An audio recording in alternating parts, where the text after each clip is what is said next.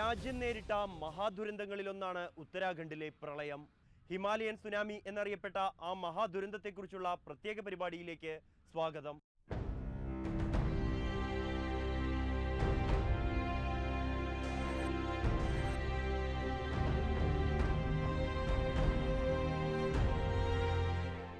ചരിത്രവും പുരാണവും വർത്തമാനവുമെല്ലാം ചേർന്ന് ആകാശത്തോളം ഉയർന്നു നിൽക്കുന്നതാണ് ഹിമാലയം.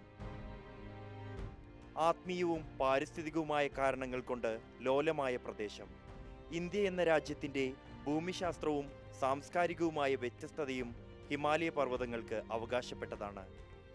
ഹൈന്ദവ ചരിത്രവും സംസ്കാരവും ഹിമാലയവുമായി ബന്ധപ്പെട്ട് കിടക്കുന്നു.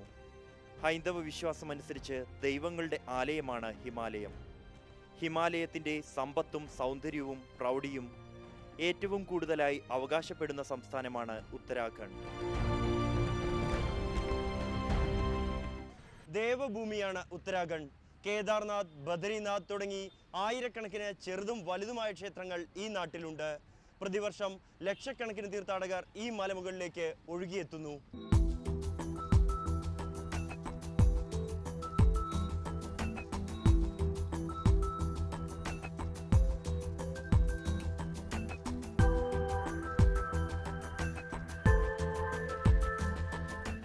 സംസ്ഥാനത്തേക്കുള്ള ചാർധാം യാത്രയെക്കുറിച്ച് അറിയാത്തവർ വിരളം. ഗംഗ, യമുന എന്നീ നദികളുടെ ഉത്ഭവസ്ഥാനങ്ങളായ ഗംഗോത്രിയും യമുനോത്രിയും ബദരിനാഥ്, കേദാർനാഥ് എന്നിങ്ങനെയാണ് 4 ധാമങ്ങൾ. വർഷം തോറും പുണ്യം തേടി 25 ലക്ഷത്തിലേറെ തീർത്ഥാടകർ രാജ്യത്തിന്റെ പല ഭാഗങ്ങളിൽ നിന്നായി സംസ്ഥാനത്ത് എത്തുന്നുണ്ടെന്നാണ് ഔദ്യോഗിക കണക്ക്. ഹിമാലയ സന്യാസിമാരും പ്രാദേശിക തീർത്ഥാടകരും വേറെയും.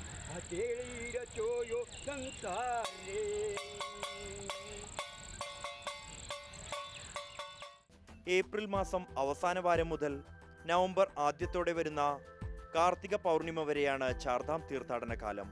തീർത്ഥാടന കാലത്തിന്റെ മൂർധന്യത്തിലാണ് ഇത്തവണ ഹിമാലയൻ സുനാമി എന്ന ദുരന്തം വീശിയടിച്ചത്.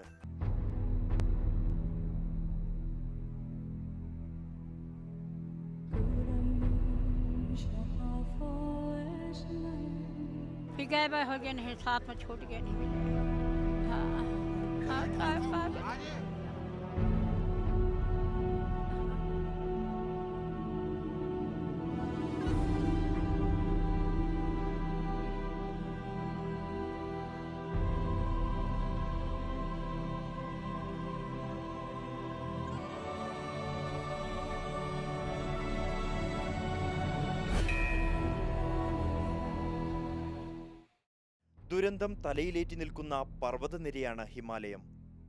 നിരവധി മഞ്ഞു തടാകങ്ങൾ അഥവാ ഹിമാനികൾ ഹിമാലയത്തിന്റെ ശിഖരങ്ങളിലുണ്ട്. ഗംഗ, യമുന, അളകനന്ദ, മന്ദാകിനി എന്നീ 4 പ്രധാന ഹിമാലയൻ നദികളുടെ സ്രോതസ് ഹിമാനികളാണ്. മഴക്കാലത്തും വേനൽക്കാലത്തും ഒരുപോലെ നാശം വിതയ്ക്കാൻ കഴിയുന്നവയാണ് ഹിമാലയൻ നദികൾ. പേമാരിയിൽ നിന്നാണ് ഹിമാലയൻ സുനാമിയുടെ തുടക്കം. ജൂൺ 14 മുതൽ 17 വരെ നിർത്താതെ പെയ്ത മഴ.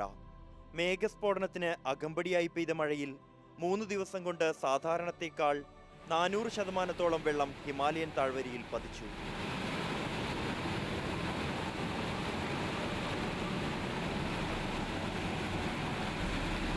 തുള്ളിക്കൊരുകുടം പെയ്ത മഴയിൽ ഹിമാനികൾ ഉരുകി. പുണ്യനദികൾ നാശം വിതച്ചു. ഇങ്ങനെയൊരു മഴയാണ് ഉത്തരാഖണ്ഡിലെ മഹാദുരന്തത്തിന് തുടക്കം കുറിച്ചത്.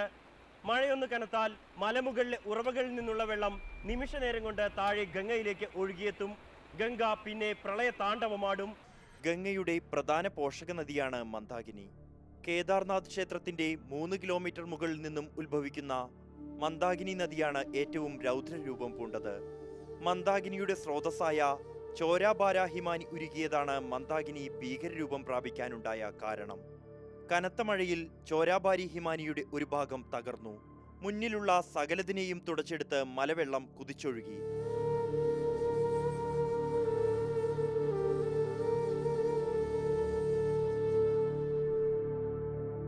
കേദാർകുണ്ട്, ഗൗരികുണ്ട്, രാംപാട, രുദ്രപ്രയാഗ് എന്നിങ്ങനെ തീർത്ഥാടകർ തിങ്ങിനിറഞ്ഞ നിരവധി പ്രദേശങ്ങൾ പാടെ തുടച്ചു നീക്കപ്പെട്ടു. കേദാർനാഥ് ക്ഷേത്ര പരിസരം ശവപ്പറമ്പായി. ക്ഷേത്രം 6 അടിയോളം ചെളിയിൽ പുതഞ്ഞു.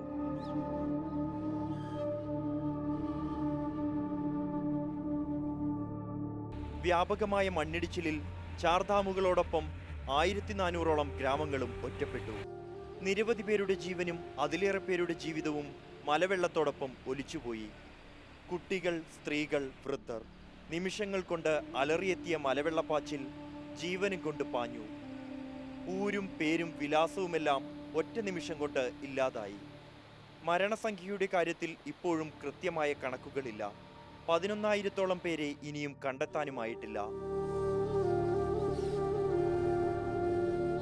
മൊബൈൽ ടവറുകളടക്കം എല്ലാ ആശയവിനിമയ വഴികളും തകർന്നതിനാൽ മഹാപ്രളയത്തിന്റെ വ്യാപ്തി പുറം ലോകമറിഞ്ഞത് 3 ദിവസങ്ങൾക്ക് ശേഷം മാത്രമായിരുന്നു. ചെങ്കുത്തായ മലമ്പ്രദേശങ്ങളിൽ കനത്ത മൂടൽമഞ്ഞിനും മഴയ്ക്കുമിടയിൽ രക്ഷാപ്രവർത്തനം ഏറെ സാഹസികവും ശ്രമകരവുമാണ്. ഇന്തോ ടിബറ്റൻ ബോർഡർ പോലീസും കരവ്യോമ സൈനിക വിഭാഗങ്ങളും ജീവൻ പണയപ്പെടുത്തി തന്നെയാണ് പ്രവർത്തിച്ചത്. അവരുടെ സേവനം അംഗീകരിച്ചേ തീരൂ.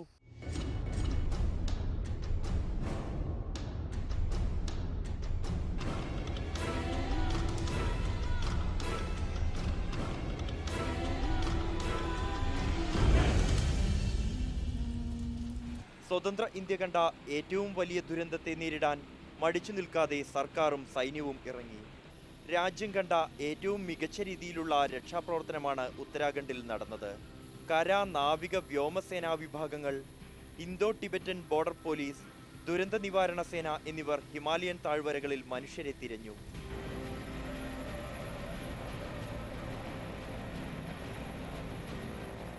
മണ്ണിടിച്ചിലിൽ ഒറ്റപ്പെട്ടുപോയ മലനിരകളിൽ ഏക രക്ഷാമാർഗം ഹെലികോപ്റ്റർ മാത്രമായി.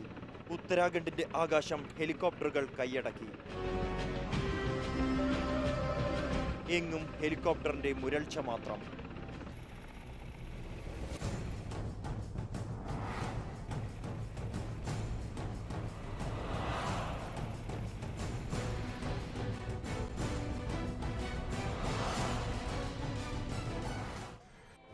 ഉത്തരാഖണ്ഡിലെ പ്രകൃതിക്ഷോഭത്തിൽ കുടുങ്ങിപ്പോയ ആയിരങ്ങളെ തേടിയുള്ള യാത്രയാണിത്.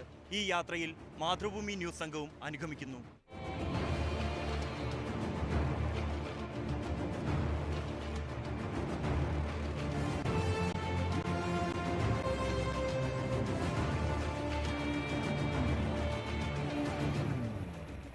അടുത്ത കാലത്ത് ഇന്ത്യൻ വ്യോമസേന ഏറ്റെടുത്ത ഏറ്റവും വലിയ രക്ഷാദൗത്യമാണ് ഓപ്പറേഷൻ റാഹത്ത്. റാഹത്തിനർത്ഥം സഹായം. ഉത്തരാഖണ്ഡിലെ പ്രളയത്തിലും മലയിടിച്ചിലും മലഞ്ചെരിവുകളിൽ അഭയം തേടേണ്ടി വന്ന 10,000ങ്ങളെ രക്ഷിച്ച് താഴെയിറക്കാനുള്ള ദൗത്യത്തിന്റെ പേരാണ് ഓപ്പറേഷൻ റാഹത്ത്.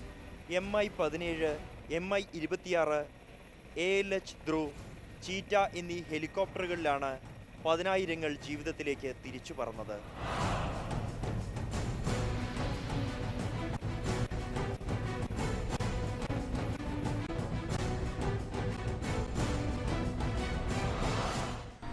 എവിടെയോ സഹായം കാത്തിരിക്കുന്ന ഒരു പറ്റം ആളുകൾക്ക് വേണ്ടിയുള്ള ഭക്ഷണവും മറ്റു ആവശ്യ സാധനങ്ങളും മരുന്നുകളുമാണ് ഈ ഹെലികോപ്റ്ററിൽ ഉള്ളത്.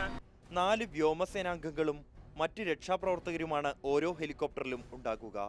മൂടൽമഞ്ഞിലും മഴയിലും മൂടിയ ഇടുങ്ങിയ മലഞ്ചെരിവുകൾക്ക് ഇടയിലൂടെയുള്ള പറക്കൽ ഏറെ സാഹസികമാണ്. സാങ്കേതിക വിദ്യയും അത്യാധുനിക ഉപകരണങ്ങളും പരാജയപ്പെടുന്നിടത്ത് നദികളെ പിന്തുടർന്ന് പ്രകൃതി കാട്ടിയ വഴികളിലൂടെയാണ് ദൗത്യസംഘം ലക്ഷ്യത്തിലെത്തുന്നത്.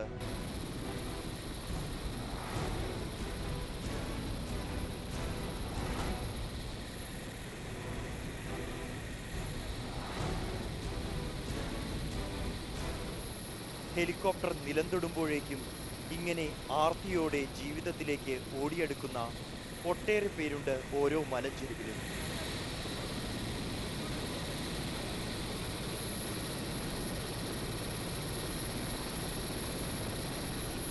എന്നാൽ മുൻഗണനയനുസരിച്ച് മാത്രമേ രക്ഷാസേനയ്ക്ക് ഇവരെ ഹെലികോപ്റ്ററുകളിൽ കയറ്റാനാകൂ. രോഗികൾ, കുട്ടികൾ, സ്ത്രീകൾ, വൃദ്ധന്മാർ എന്നിങ്ങനെയാണ് മുൻഗണന. ഹെലികോപ്റ്ററിൽ കയറാൻ കഴിയാത്തവർ നിരാശയോടെ അടുത്ത വരവിനായി കാത്തിരിക്കും. കാലാവസ്ഥ പിണങ്ങിയാൽ പിന്നെ മണിക്കൂറുകളോ ദിവസങ്ങളോ കഴിഞ്ഞാകും അടുത്ത ഹെലികോപ്റ്റർ എത്തുക.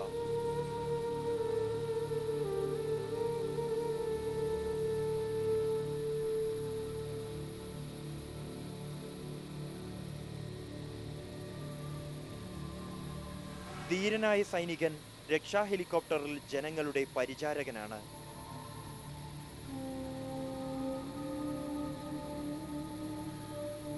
ഹെലികോപ്റ്ററിൽ ജീവിതത്തിലേക്ക് തിരിച്ചു പറക്കുമ്പോഴും ഓരോരുത്തർക്കും പറയാനുള്ളത് മരണം മുന്നിൽ കണ്ട നിമിഷങ്ങളെക്കുറിച്ച്.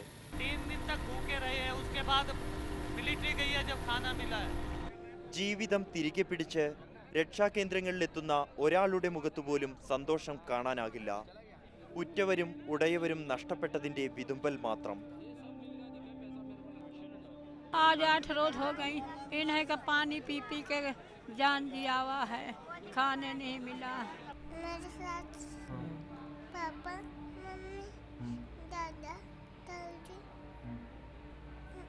और दादी, दादी थी, उनकी दीदी.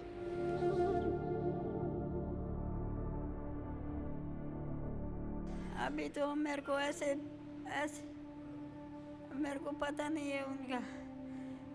मैं अकेली रह गई, मैं कैसे तैसे करके मैं यहाँ आई हूँ. मैं सबसे बोली मैं ही अकेली हूँ, मेरा कोई नहीं है.